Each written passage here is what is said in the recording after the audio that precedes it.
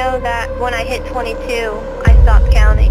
Miranda, did you really kill 22 people? This would be a very rare case. Investigators are now saying that her story cannot be verified. Teen killed 20 for the devil. These are the words of serial killer Miranda Barbour. At just 19 years old, she confessed to a cross-country satanic killing spree. But what led Miranda to commit all these atrocities? And how did a young girl get away with murder for so long?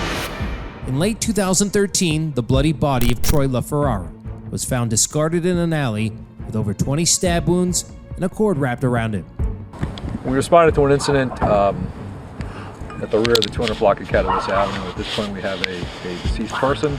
He is under investigation. District Attorney's Office has been notified. We've requested the assistance of the state police. Circumstances of the death at this point are questionable. He was a married man and serial adulterer. So I got up there and I was like, what's going on? He said, whoever wanted this man dead wanted him really, really dead. Authorities quickly found companionship sites on his phone and the last text conversations he had. They brought in 18-year-old Miranda Barbour for questioning.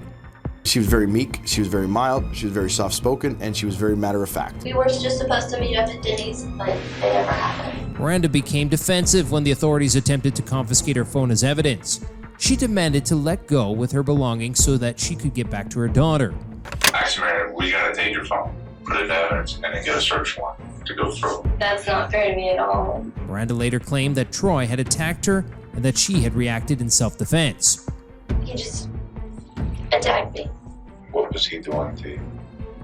One hand was on my throat, while the other hand was touching me down there. But police were still skeptical.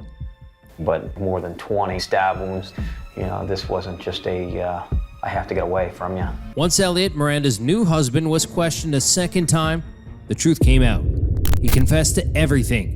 It was his 22nd birthday the night, and as a present, Miranda committed the murder, then took him out to dinner, then a strip club with the $150 they stole from their victim. Miranda and Elliot brought out the worst in each other. They were desperate for money, and they had a baby to feed too.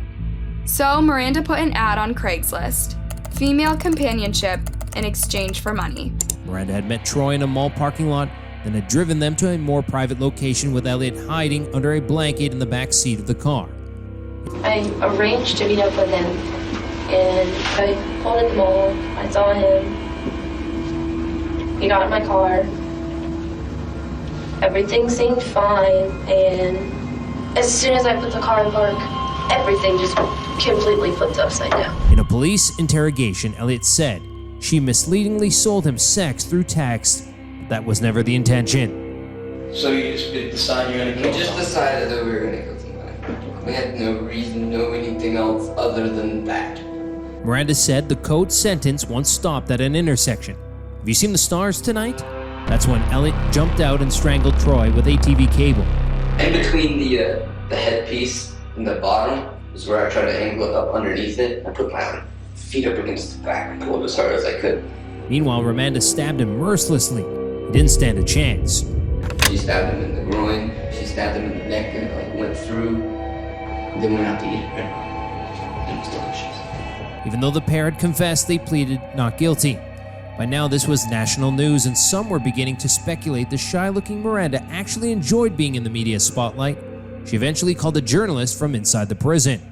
I could potentially be sitting in front of the world's worst female serial killer of all time. Miranda's killing spree spanned from 2008 to 2013 and left bodies in Alaska, Florida, North Carolina, and California. Barbour has confessed to murdering LaFerrara and claims to have killed nearly 24 more across the country, starting at just 13 years old when she joined a satanic cult. She's reportedly admitted killing a whole host of people across the United States as part of a satanic cult. She was convinced that all her victims were bad people. So we know that Miranda Barbour, she is charged with one murder. Now she's suddenly opening up and talking. She says this was time to get it all out. The world was in disbelief. How could a 19-year-old commit such crimes? In Miranda's words, Since I turned 12, my entire life flipped upside down when I turned 12. Why? What happened at 12? I got into a gang, started doing skipped school all the time, and the gang that I was in, it was based around Satanism. According to Elliot, Miranda would become Super Miranda when she would kill people. I always told everybody I thought Miranda was possessed. I always felt like there was something inside of me, and I know it's bad, and I know that one day it will be completely out of control. Psychologists got involved, dove into her past, and discovered the unthinkable.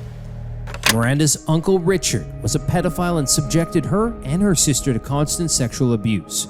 Miranda wrote in a diary entry, "I feel dirty, violated, hurt, and ashamed.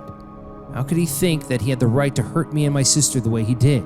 I wanted him to hurt worse than he hurt me." We discovered sexual abuse in her family. Her uncle Rick raped her when Miranda was just 3 years old. After 6 months of suffering, Miranda's sister, who was 6 at the time, told her mom, who immediately went to the police. During a search, they found Richard's handwritten manual titled, "Fun with My Sister's Kids."